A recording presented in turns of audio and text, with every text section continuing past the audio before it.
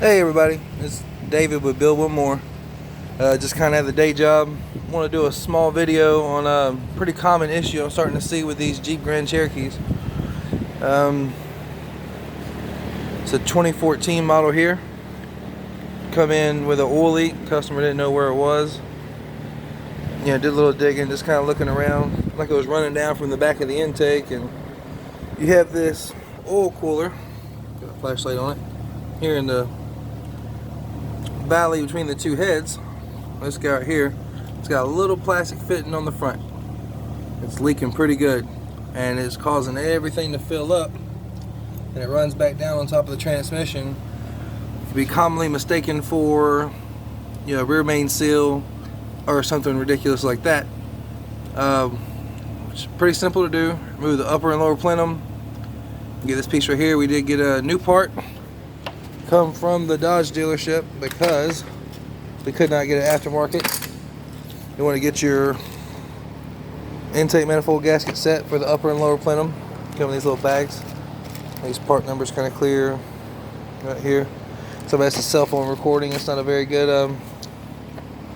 So this is the new part. Let me open it up real quick and I'll show you what it looks like. All right.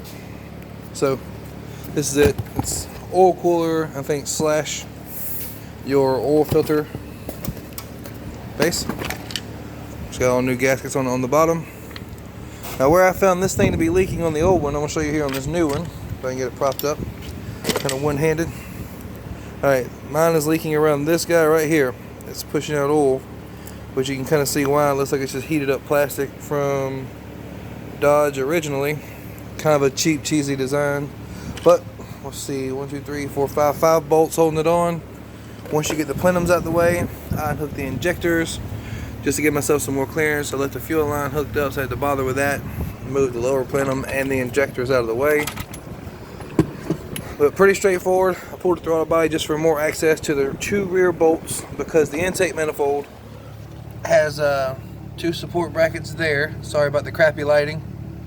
Then you have 2 over here on the side. There's 1 here and 1 back there. They're held on by 10mm nuts. There's 2 there, 2 here. And then these are all 8mm, plus they have a star pattern in the center. I just used an 8mm socket and a swivel. Use a swivel to get to the upper plenum. Here's the upper plenum. Here's the little 240 looking good. Upper plenum had a bolt back here. That was a little difficult. Let's see if I can. This guy right here, I used a swivel to get to him, and then when I was pulling the intake up, instead of pulling the wiper cowl, which will probably be, give you more room, I just used a magnet to pick that bolt up and scooted this all forward and out, and it worked out pretty good.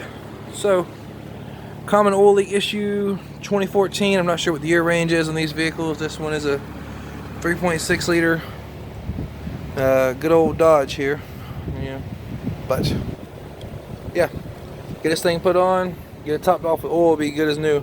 I may post videos like this in the future, just kind of like little tips and tricks that I see on things. That way I can, help out the world, hopefully in a little bit. If this helps you, give it a thumbs up, like it, let me know.